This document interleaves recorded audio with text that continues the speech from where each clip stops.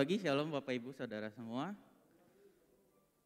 Terima kasih untuk teman-teman yang sudah melayani hari ini. Dari Asyir, operator di belakang, pelayan mimbar, semua yang sudah membawa kita masuk di dalam hadirat Tuhan. Saya percaya kita semua merasakan dan masuk di dalam hadirat Tuhan pagi hari ini. Sebelum kita melanjutkan pembahasan firman Tuhan, tidak salahnya sekali lagi saya mau ngajak kita semua untuk berdoa. Roh Kudus, hati kami terbuka. Kami sadar kami tidak mampu menjalani hidup ini sendirian. Kami perlu Tuhan dan kami mau menyambut kasih Tuhan itu pada pagi hari ini untuk duduk diam mendengarkan firman Tuhan. Berbicaralah Roh Kudus sampai kedalaman hati kami. Kami mau belajar untuk merendahkan hati kami pada pagi hari ini untuk mendengar apa yang Bapa kami mau sampaikan, apa yang jadi isi hatinya Tuhan dalam kehidupan pribadi kami pada pagi hari ini. Hanya di dalam nama Tuhan Yesus hati kami sanggup, hati kami siap Tuhan, di dalam nama Yesus kami berdoa. Amin. Masih melanjutkan di dalam tema irama bagi kehidupan. Di dalam minggu ini judulnya adalah menata dunia pribadi kita. Menata dunia pribadi. Di sekitar tahun 2018 dan tahun 2019 yang lampau, ada sebuah kejadian fenomena alam yang terjadi di Jawa Barat, tepatnya di Sukabumi. Fenomena ini namanya, bahasa Inggrisnya sinkhole, bahasa gampangnya amblas. Tanahnya amblas, secara tiba-tiba struktur konstruksi tanah amblas dalam sekejap, dalam seketika. Dan diameter lubang sinkhole ini, tanah amblas ini sekitar 16 meter dengan kedalaman 6 meter. Dan terus melebar dan terjadi kejadian yang sama di tahun 2019. Tanah yang kelihatannya tadinya biasa saja, rata, kokoh, tapi tiba-tiba ambruk, roboh, amblas, rubuh. Dan tidak hanya terjadi di Indonesia, beberapa tahun yang lalu sekitar tahun 2010 pernah terjadi kejadian yang sama di kota Fukuoka di Jepang. Lebar diameternya sekitar 27 meter, lebih lebar lagi dan sampai kedalaman 15 meter. Dan kejadiannya di tengah kota, di jalan raya. Dan ada yang lebih dahsyat lagi, kejadian tanah ambles ini. Kejadiannya terjadi di Guatemala. Lebarnya hampir selebar sekitar 100 meter. Dan kedalamannya bahkan belum terukur, nggak tahu ukurannya berapa kedalamannya karena saking amat dalamnya. Terlihatnya biasa saja, terlihatnya baik, tanahnya baik, terlihat jalannya mulanya baik, terlihat bangunan di atasnya kokoh, terlihat apa yang berada di atasnya kuat, tetapi suatu ketika tiba-tiba tak ada pemberitahuan, ambruk, roboh semuanya dalam sekejap. Hal ini tidak hanya terjadi untuk sebuah bangunan atau sebuah hal-hal yang ada di atas tanah. Ternyata sinkhole sindrom amblas ini juga menghantui kehidupan kita sebagai manusia. Kita tidak bisa terhindar, ternyata disadari atau tidak sadari kita bisa tergerus kehidupan ini. Dan pada umumnya banyak orang yang sering mencurahkan tenaga, waktu, keuangan, bahkan fokus hidupnya hanya untuk hal-hal yang nampak kelihatan dari luar. Penampilan fisik, kedudukan, karir, pekerjaan, banyaknya relasi yang kita miliki. Semuanya itu tidak salah. Tetapi ketika apa yang nampak keluar, hal yang bersifat lahiriah yang kita fokuskan, tanpa kita sadari di saat yang bersamaan, seringkali kita mengabaikan hal-hal yang bersifat tidak nampak, hal-hal yang bersifat batiniah, hal-hal yang bersifat spiritual, hal-hal yang bersifat jiwani dan rohani yang tidak nampak, yang justru kalau kita abaikan dari hari ke hari dalam waktu yang panjang akan membawa efek sinkhole ini, akan membawa efek amblasnya kehidupan kita, karena jiwa kita, rohani kita terus tergerus, bisa oleh masalah, bahkan bisa juga oleh karena berkat Tuhan yang salah kita sikapi, yang salah kita kelola. Kalau kita abaikan kehidupan rohani kita yang tidak nampak ini, tidak menjadi suatu yang aneh bila suatu hari kehidupan kita ambruk, amblas, rubuh seketika karena kita tidak memiliki fondasi kehidupan kita. Dan kadang kita tidak sadar, setiap hari ada hal-hal yang terus menggerus fondasi kehidupan kita. Kita terlena dengan menunjukkan ke dunia bahwa kita ini baik-baik saja, bahwa kita ini keren, bahwa kita punya usaha tertentu, kita punya barang tertentu. Padahal di dalam diri kita, di dalam hati kita, di dalam jiwa kita ada kerapuhan itu. Dan menata ke dunia pribadi ini berbicara tentang bagaimana kita bisa menyeimbangkan, menyelaraskan irama kehidupan kita. Bukan hanya apa yang nampak luar yang kelihatan kokoh, tetapi jauh lebih dalam dan penting daripada itu adalah kita memiliki kehidupan yang tidak nampak, yang juga kokoh. Banyak di luar sana orang-orang hebat yang jadi contoh bagi kita. Ada artis, politisi, ada pengusaha, bahkan ada tokoh-tokoh agama, bahkan pendeta sekalipun, yang dalam sekejap kehidupannya amblas, karirnya hancur, usahanya hancur, pelayanannya hancur, porak-poranda karena gagal memelihara integritas kehidupan. Hal ini membuktikan bahwa orang-orang hebat di luar sana tidak ada yang luput dari namanya sinkhole syndrome ini. Dan begitu juga kehidupan kita semua. Kita tidak luput dari sinkhole syndrome. Hal-hal yang menggerus kehidupan batinia kita. Bapak Ibu, apa yang tidak nampak itu seringkali justru punya pengaruh dan dampak yang besar. AC di ruangan ini gak kelihatan anginnya seperti apa, tapi bisa membuat kita sejuk, bahkan bisa membuat kita kedinginan. Gelombang radio yang membuat kita bisa mendengarkan radio, gelombang internet, wifi kuota yang membuat handphone kita bisa berfungsi maksimal, itu semua tidak kelihatan, tetapi punya pengaruh dan dampak yang besar bagi kehidupan kita. Bayangkan kalau handphone gak ada internet, gak ada kuotanya, hanya sekedar bisa buat dengerin lagu, mungkin main games, tapi gak bisa untuk maksimal, gak bisa untuk bertelepon via media sosial. Pondasi sebuah bangunan, akar pohon, semua contoh-contoh hal-hal yang tidak nampak, tidak kelihatan, tetapi hal-hal yang tidak kelihatan itulah yang akan menopang apa yang kelihatan di luarnya. Semakin dalam, semakin kuat sebuah akar pohon, akan semakin kokoh batang pohon yang ada di atasnya. Semakin kuat pondasi sebuah bangunan, maka akan semakin kuat pula bangunan yang ada di atasnya. Begitu juga dengan kehidupan kita. Semakin kuat pondasi kehidupan kita yang tidak nampak, kerohanian kita, batiniah kita, maka akan semakin kuat juga kehidupan kita. Karena apa yang ada di dalam, itulah yang akan tercermin keluar. Untuk itulah pentingnya kita menata kehidupan kita secara serasi dan seimbang antara hal-hal yang bersifat lahiriah, hal-hal yang nampak dari luar, dan hal-hal yang bersifat batiniah. Kerinduan daripada Tuhan adalah untuk kita bisa menata kehidupan kita serasi, seirama melalui relasi dengan Tuhan. Katakan relasi, Bapak Ibu.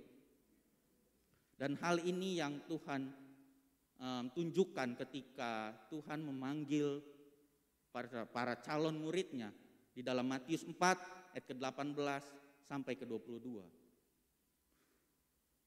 Sebuah kisah di mana Tuhan Yesus memanggil 4 orang pertama murid-muridnya, Petrus, Andreas, Yakobus, dan Yohanes, untuk mengikut Yesus. Saya akan bacakan untuk kita semuanya sama-sama di dalam Matius 4 ayat ke-18 sampai ke-22. Dan ketika Yesus sedang berjalan menyusur danau Galilea, ia melihat 2 orang bersaudara, yaitu Simon yang disebut Petrus dan Andreas saudaranya. Mereka sedang menebarkan jala di danau sebab mereka penjala ikan. Yesus berkata kepada mereka, "Mari, ikutlah aku dan kamu akan kujadikan penjala manusia." Lalu mereka pun segera meninggalkan jalannya dan mengikuti dia. Dan setelah Yesus pergi dari sana, dilihatnya pula dua orang bersaudara, yaitu Yakobus anak Zebedeus dan Yohanes saudaranya bersama ayah mereka. Zebedeus sedang membereskan jala di dalam perahu. Yesus memanggil mereka dan mereka segera meninggalkan perahu serta ayahnya, lalu mengikuti dia. Menyambut undangan untuk mengikut Yesus sama artinya menyambut tuntunannya untuk membantu kita menata kehidupan kita. Menata kehidupan berbicara sekali lagi tentang menyeimbangkan antara kehidupan kita yang tidak nampak, jiwa dan rohani kita, dengan kehidupan di luar kita, karir, pekerjaan. Apa yang kelihatan di luar berjalan dengan seimbang sehingga kita tidak hanya terlihat kokoh di luar tapi rapuh di dalam. Dan langkah-langkah dalam menata dunia pribadi ini diterjemahkan sebagai hidup mengikut Yesus. Dan kita akan sama-sama belajar 3 makna dari hidup mengikut Yesus sehingga kita bisa menata kehidupan kita secara serasi dan seimbang. 3 makna hidup mengikut Yesus. Makna yang pertama yaitu meninggalkan kemapanan. Kemapanan di sini artinya meninggalkan kenyamanan, meninggalkan pola hidup kita yang lama yang salah. Kemapanan di sini berbicara tentang berpuas diri dengan keadaan kita. Kita ke gereja cukup. Berdoa, yang penting sebelum makan kita berdoa, itu cukup. Yang penting tiap minggu saya ke gereja. Kemapanan berbicara tentang kita merasa mampu dengan diri kita sendiri. Tetapi kalau kita mau belajar untuk menata kehidupan kita secara serasi dan seimbang, bicara tentang mengikut Yesus, makna yang pertama adalah kita harus belajar meninggalkan hal-hal yang tadi itu. Meninggalkan kemapanan, meninggalkan kenyamanan, meninggalkan cara hidup kita yang lama. Meninggalkan sikap hati kita yang merasa kita ini mampu menjalankan kehidupan kita sendirian. Meninggalkan sikap hati yang kita bilang kita mampu mengelola, memimpin keluarga kita dengan kekuatan kita. Mengelola usaha kita sendirian, mendidik anak-anak kita secara sendirian. Meninggalkan kenyamanan karena di dalam zona nyaman itu tidak ada pertumbuhan. Tetapi di luar zona nyaman, sebaliknya di luar zona nyaman akan ada pertumbuhan dan kemajuan di dalam kehidupan kita. Sekali lagi saya ulangi, di dalam zona nyaman tidak ada namanya pertumbuhan atau kemajuan. Tetapi sebaliknya di luar zona nyaman kita akan mengalami pertumbuhan dan kemajuan. Di dalam Matius 4 ayat ke-19 tadi berkata, ketika Yesus berkata, "Mari ikutlah aku dan kamu akan kujadikan penjala manusia." Kata mari di sini artinya meninggalkan tempat atau kondisi yang semula. Para murid Yesus kondisinya yang semula, tempatnya yang semula berada di Danau Galilea. Kondisi yang semula sebagai seorang penjala ikan. Tuhan ajak untuk, ayo, mari, ikutlah aku. Tinggalkan kenyamanan. Dan terwujud di dalam ayat ke-20 sampai ke-22. Lalu mereka pun segera meninggalkan jalannya dan mengikuti dia. Meninggalkan jalannya. Meninggalkan cara hidupnya yang lama dan mengikuti Yesus. Meninggalkan pola pikirnya dan sikap hatinya yang lama dan mengikuti Yesus. Ayat yang ke-22, dan mereka segera meninggalkan perahu, jala dan perahu ditinggalkan serta ayahnya lalu mengikuti dia. Bukan artinya kita meninggalkan pekerjaan atau tanggung jawab kita atau bahkan keluarga kita dalam konteks ayat ini. Tetapi yang Tuhan mau untuk kita bisa menata kehidupan kita sesuai dengan iramanya Yesus adalah belajar untuk meninggalkan kenyamanan kehidupan kita. Belajar untuk meninggalkan sikap hati yang salah. Belajar untuk meninggalkan pola hidup yang lama. Karena sekali lagi kenyamanan tidak membuat kehidupan kita bertumbuh. Terlihat kokoh, tapi kerohanian kita merasa kita nyaman dengan kondisi hari-hari ini yang kita sudah belajar 7 disiplin rohani, Tentunya diharapkan Bapak Ibu tidak melupakan itu semua, karena 7 disiplin rohani itulah hal-hal yang tidak nampak di luar, tapi akan menentukan kekokohan kehidupan kita.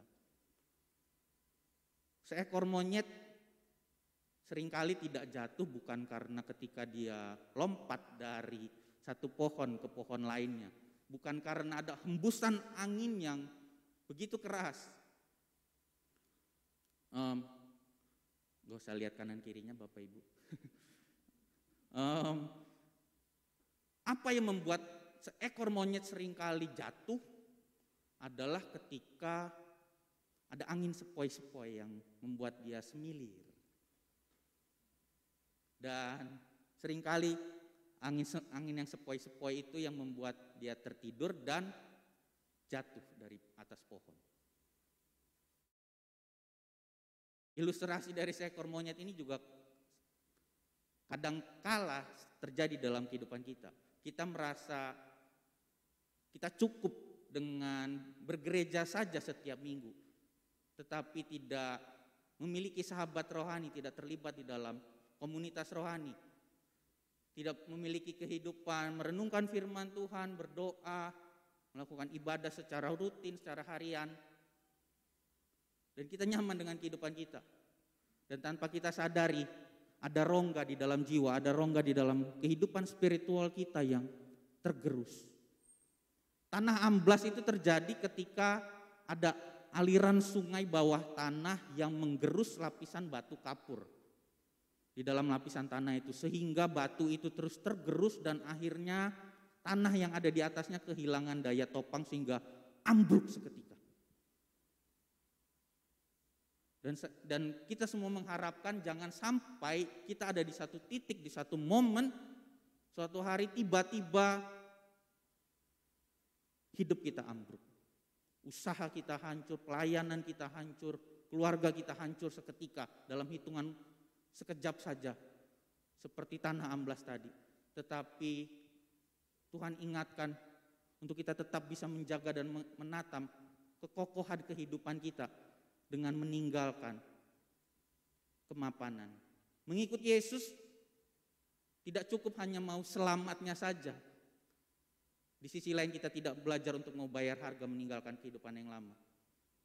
Mengikut Yesus artinya kita belajar untuk membayar harga, keluar dari zona nyaman. Karena zona nyaman akan menghambat kemajuan kita di dalam karakter, di dalam pengenalan kita akan Tuhan, di dalam pola pikir, tindakan, tutur kata, dan bahkan prioritas kehidupan kita. Raja Daud hidupnya ambruk, runtuh seketika.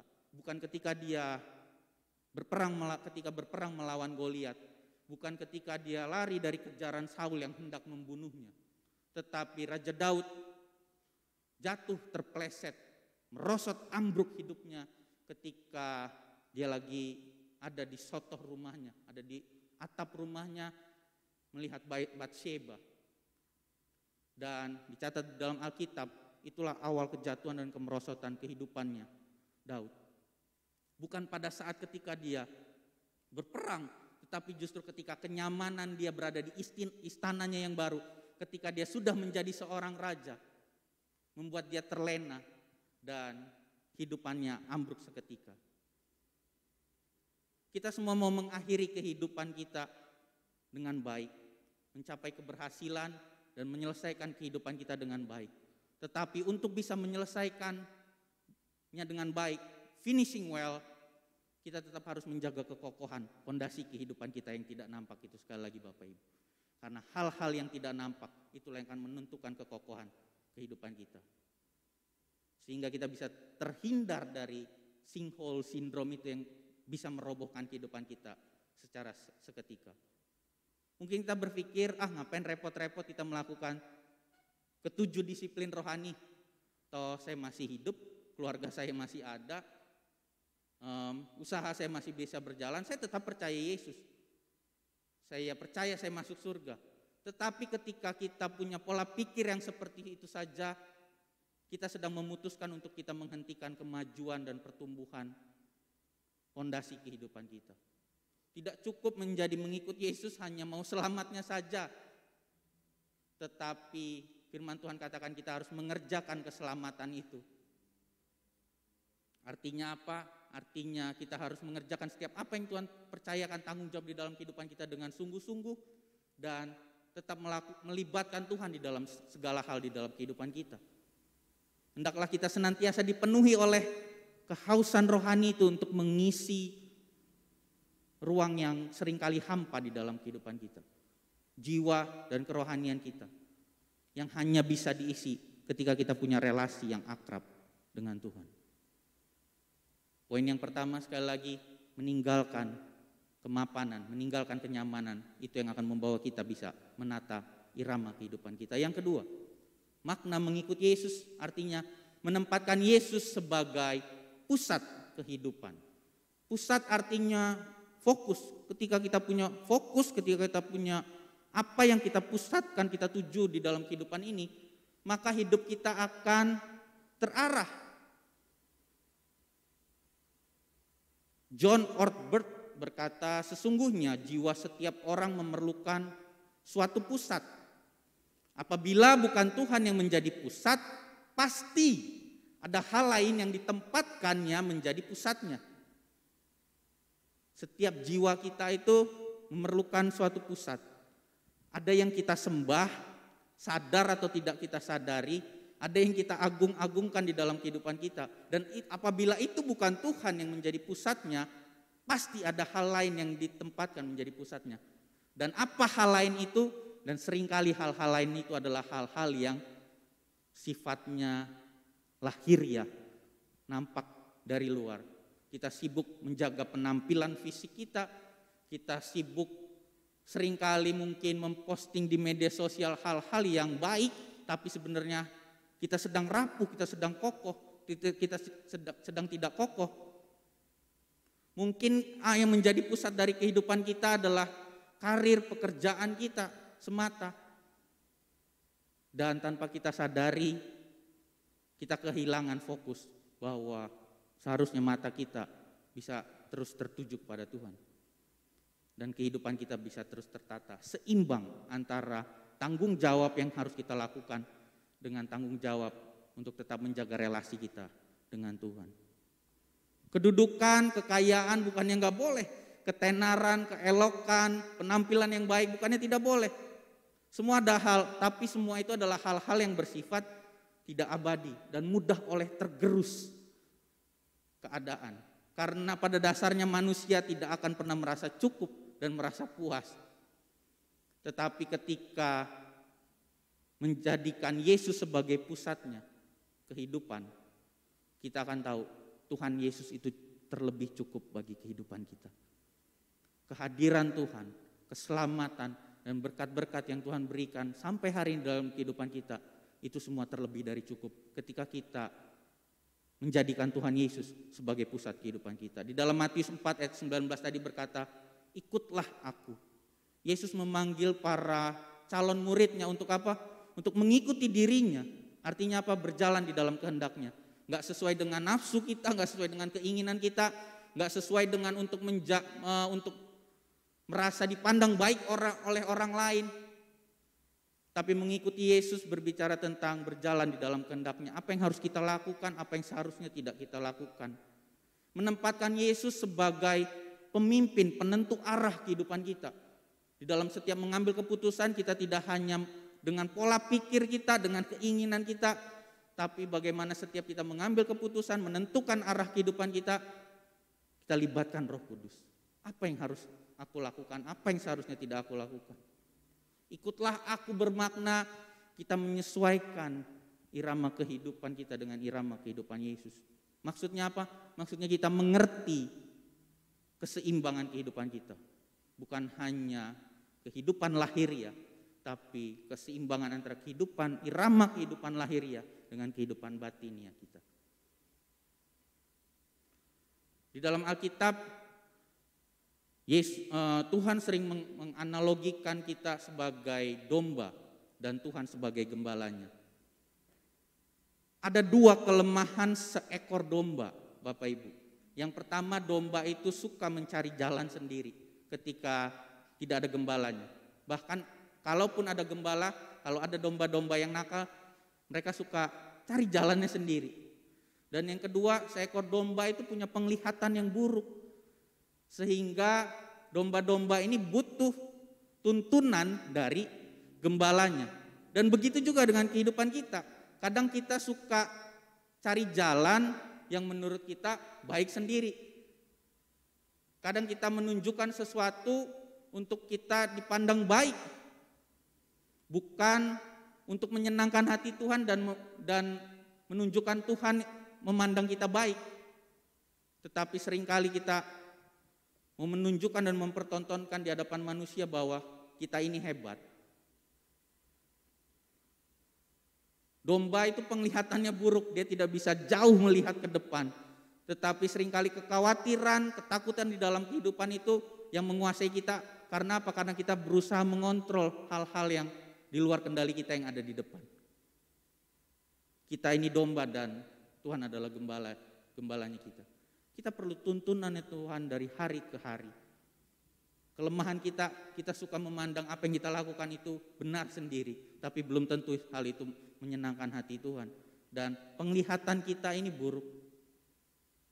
Takut melihat masa depan, khawatir dalam kehidupan. Tetapi ketika kita ada di dalam perlindungan gembala, gada dan tongkatnya, itu yang akan membawa kita berhasil menata kehidupan kita. Gada berbicara, menuntun kehidupan, tongkat berbicara, teguran, pukulan bagi seorang gembala kepada dombanya. Dan ketika kita memutuskan, ya Tuhan Kaulah gembala dalam kehidupanku, kita sedang belajar untuk merendahkan hati kita. Kita mau dituntun oleh gadanya Tuhan dan ditegur oleh tongkatnya. Dan bila kita menempatkan Yesus sebagai pusat kehidupan kita, maka kita akan menemukan kehidupan kita akan semakin selaras dan seimbang. Dan perjalanan hidup kita semakin seirama dengan Yesus. Dan hal yang terakhir, ketika kita mau belajar untuk menata kehidupan kita, langkah yang ketiga, makna dari mengikut Yesus adalah menyerahkan diri pada pembentukan yang Yesus kerjakan. Boleh sama-sama katakan pembentukan Bapak Ibu. Kata kunci dalam mengikut Yesus adalah penyerahan diri secara total, secara penuh pada Tuhan. Penyerahan diri dalam hal apa? Penyerahan diri dalam hal meninggalkan kenyamanan itu tadi. Yang pertama meninggalkan kemapanan. Yang kedua penyerahan diri untuk belajar menempatkan Yesus sebagai pusat dan fokus kehidupan kita semata. Dan yang ketiga penyerahan diri terhadap apa? Penyerahan diri terhadap proses dan pembentukan yang Tuhan kerjakan sampai hari ini di dalam kehidupan kita. Proses terhadap karakter kita, proses terhadap pola pikir kita, proses terhadap hati kita yang semakin haus dengan Tuhan. Pembentukan sifat karakter ini yang selalu Tuhan rindukan di dalam kehidupan kita. Matius 4 ayat 19 tadi berkata, dan kamu akan kujadikan penjala manusia. Kata kujadikan dalam bahasa Yunani artinya poieo, yang artinya proses membuat atau proses membentuk. Ketika kita menyambut undangan Yesus, mari ikutlah aku dan engkau akan kujadikan penjala manusia. Bukan lagi penjala ikan dari kehidupan yang lama, tapi memiliki kehidupan yang baru, belajar dengan pola kehidupan yang baru. Di situ ketika kita menyambut undangan Tuhan untuk mau mengikut Yesus, artinya kita sedang menundukkan diri kita masuk di dalam proses pembentukan yang Tuhan kerjakan. Pembentukan di dalam kehidupan kita ini tidak hanya tentang head, kepala, pengetahuan. Pengetahuan bisa dibentuk dengan dipelajari dengan membaca, mendengarkan materi-materi pengajaran, mendengarkan khotbah. Itu membentuk pengetahuan kita juga. Tetapi yang kedua ada berbicara tentang hand atau tangan, keterampilan. Kalau pengetahuan bisa kita peroleh dengan membaca, mendengarkan pengajaran, mendengarkan ceramah, mendengarkan khotbah. Tetapi keterampilan tidak hanya cukup tahu teori, tetapi harus belajar untuk diasah dengan latihan. Dan yang lebih penting daripada itu bukan cuma sekedar pengetahuan atau keterampilan yang kita miliki dalam kehidupan kita. Yang menjadi pondasi dalam kehidupan kita adalah kondisi hati kita. Hati kita bisa dibentuk, bisa diproses, tidak dengan sekedar kata-kata, tidak hanya dengan sekedar keterampilan yang kita miliki, tetapi hati ini bisa dibentuk ketika kita punya pengalaman di dalam kehidupan kita. Pengalaman apa? Pengalaman di dalam berelasi. Berelasi dengan sesama dan terlebih daripada itu berelasi dengan Tuhan. Itulah yang akan membentuk hati kita ketika kita datang di dalam hadirat Tuhan, di dalam firman-Nya, di dalam doa, di dalam kehidupan puasa, di dalam kehidupan berkomunitas. Kita sedang mengizinkan hati kita terus-menerus dioperasi oleh Tuhan. Kita mengizinkan kita mendengarkan teguran firman Tuhan, kita belajar mendengarkan tuntunan melalui firman Tuhan, kita belajar mendengarkan Tuhan melalui doa dua arah, kita belajar dikuatkan, ditegur oleh saudara seiman kita di dalam komunitas, dan hati itu sedang diproses dan dibentuk. Dan ketika kita mau merendahkan hati kita, ya Tuhan aku mau mengikut Yesus, artinya Tuhan aku mau berjalan di dalam pembentukannya Tuhan. Melalui apa? Melalui relasi dengan Tuhan. Secara praktis melalui apa? Melalui ketujuh disiplin rohani yang 2 bulan lalu sama-sama kita sudah pelajari. 1 Korintus 15 ayat 33 berkata, janganlah kamu sesat, pergaulan yang buruk merusakkan kebiasaan yang baik. Kalau pergaulan yang buruk merusak kebiasaan yang baik, sebaliknya pergaulan yang baik akan menghasilkan kebiasaan-kebiasaan yang mulia. Dan akan membentuk hati kita semakin hari ke hari semakin baik. Dengan siapa kita bergaul karib, demikianlah kita nanti jadinya. Bergaul karib dengan sahabat-sahabat, bergaul karib dengan Tuhan, itu akan menentukan seperti apa jadinya sifat, karakter, dan bahkan kehidupan kita yang nampak dari luar ini. Dalam membentuk kehidupan para muridnya, Yesus tidak hanya mengajar dan melatih mereka, tetapi membawa mereka di dalam pengenalan, bergaul dan berelasi dengan Tuhan. Karena disitulah esensinya pembentukan hati. Kalimat mari ikutlah aku mengandung kesimpulan yang cukup dalam yang artinya mari bergaul kariblah dengan aku. Mari ikutlah aku, sebuah undangan, tuntunan dari Tuhan. Mari berelasilah dengan Tuhan. Mari bergaul karib, dekatlah dengan Tuhan. Karena relasi dengan Tuhan inilah yang akan menghindarkan kita dari sinkhole syndrome tadi, tanah amblas itu tadi. Para pelayan bisa naik ke mimbar.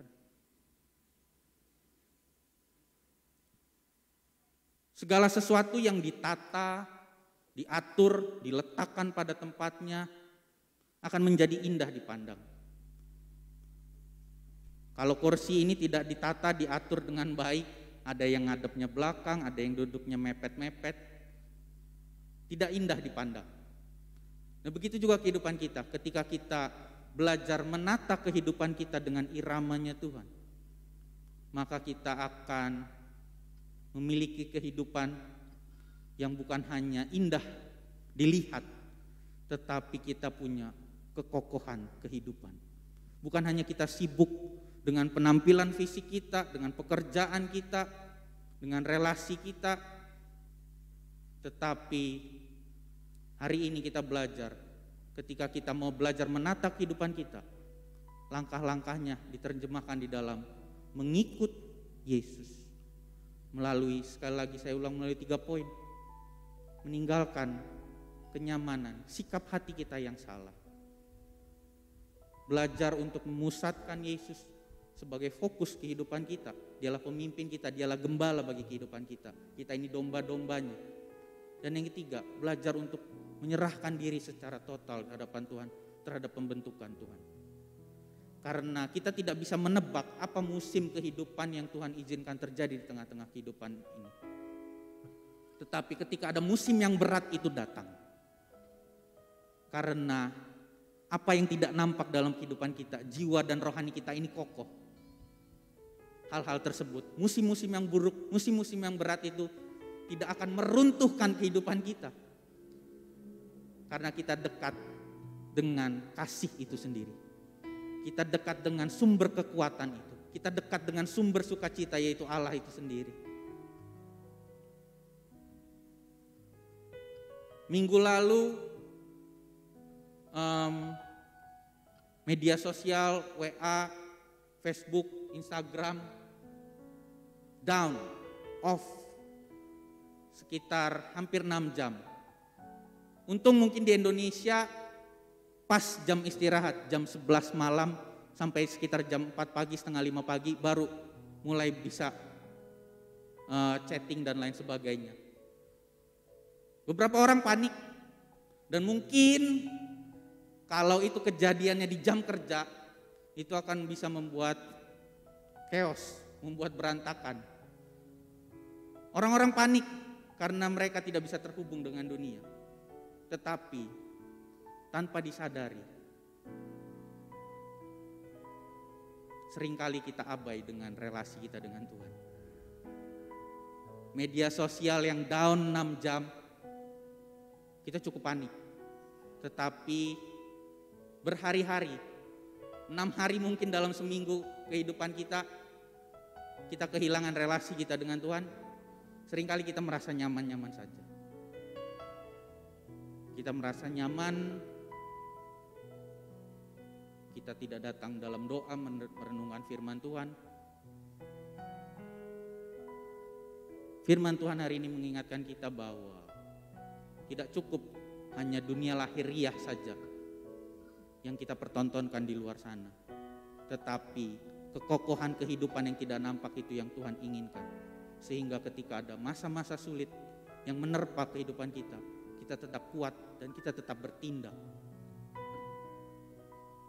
Anugerah Tuhan yang begitu besar melalui kematiannya di kayu salib memulihkan antara relasi kita dengan Bapa.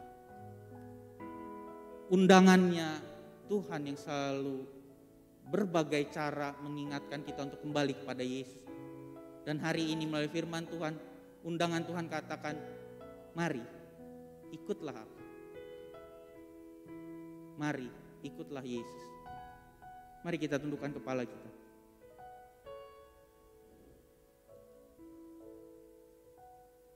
Mari kita introspeksi hati kita. Apakah selama ini kita merasa nyaman, merasa mapan dengan kehidupan kita? Apakah selama ini kita salah menempatkan pusat kehidupan kita? Selama ini mungkin kita menempatkan pusat kehidupan kita untuk hal-hal yang tampak indah di luar saja. Tetapi jiwa kita, rohani kita sedang rapuh. Apakah kita belajar untuk merendahkan hati di dalam proses pembentukan Tuhan? Atau kita berontak dan tidak terima dengan kondisi yang Tuhan izinkan terjadi di tengah-tengah kehidupan kita hari-hari ini? Tetapi tangan Tuhan terbuka pada pagi hari ini. Dia mengundang kita semua untuk mari, ikutlah aku. Marilah kepadaku semua yang letih, lesu dan berbeban berat. Aku akan memberikan kelegaan padamu. Janji Tuhan adalah Tuhan mau memberikan kelegaan itu bagi kehidupan kita semua. Karena ada beban yang begitu berat di dalam kehidupan kita hari-hari ini. Tetapi ketika kita datang kepada Tuhan, Tuhan janjikan kelegaan itu. Tuhan Yesus, ampuni setiap sikap hati, pola pikir yang salah di dalam kehidupan kami hari-hari ini. Kami mau menyambut undangan-Mu Tuhan hari ini, mengikuti Yesus, mengikuti langkah-Mu sehingga irama kehidupan kami bisa selaras, bisa seimbang, sehingga kami bisa menata kehidupan kami. Dan kalau ketika musim kehidupan yang tidak enak itu datang, kami tetap kokoh, kami tetap kuat, karena kami memusatkan kehidupan kami kepada Tuhan. Kami tetap berpegang teguh kepada janji firman-Mu. Engkaulah Immanuel, Allah yang tidak pernah meninggalkan kami. Pengharapan di dalam Tuhan tidak pernah mengecewakan. Hari depan yang penuh pengharapan dan rancangan damai sejahtera, itulah yang menjadi janji Tuhan bagi kehidupan kami. Kalau hari-hari ini kami belum melihat hal-hal yang baik, Tapi kami mau tetap katakan Tuhan itu baik buat kehidupan kami. Karena kebaikan Tuhan tidak ditentukan oleh keadaan dan perbuatan kami, tetapi karena karakter Tuhan yang memang baik bagi kehidupan kami. Kami mau merendahkan hati kami, menyambut undangan dan tuntunan-Mu dalam kehidupan kami Tuhan. Mengikuti langkah-Mu, mempraktekkan ketujuh disiplin rohani di dalam kehidupan kami, sehingga kami bisa memperkokoh kekuatan kehidupan kami. Tidak hanya nampak dari luar, tetapi kami juga kokoh di dalam. Dan biar kehidupan kami selalu memuliakan nama Tuhan. Dan ketika masalah boleh datang, kami boleh katakan Tuhan itu hidup bagi kehidupan kami. Allah kami Allah yang hidup, sehingga kami boleh menceritakan kasih Yesus untuk orang-orang di sana. Apapun keadaan yang boleh terjadi dan menimpa kami bisa katakan kasih Tuhan itu tetap ada. Pemeliharaan Tuhan tetap ada bagi keluarga kami, bagi usaha, bagi pekerjaan kami, bagi masa depan anak-anak kami. Tuhan tetap ada dan menyertai kehidupan kami. Engkaulah gembala kami Tuhan. Kami mau menyambut uluran tangan-Mu. Tuntun kami Roh Kudus. Kami tidak mampu sendiri. Ini kehidupan kami serahkan seluruhnya ke dalam tangan Allah yang Maha Kuasa. Kaulah Tuhan gembala, Bapa dan Raja bagi kehidupan kami. Hanya di dalam nama Tuhan Yesus meteraikan firman-Mu Tuhan. Haleluya. Amin.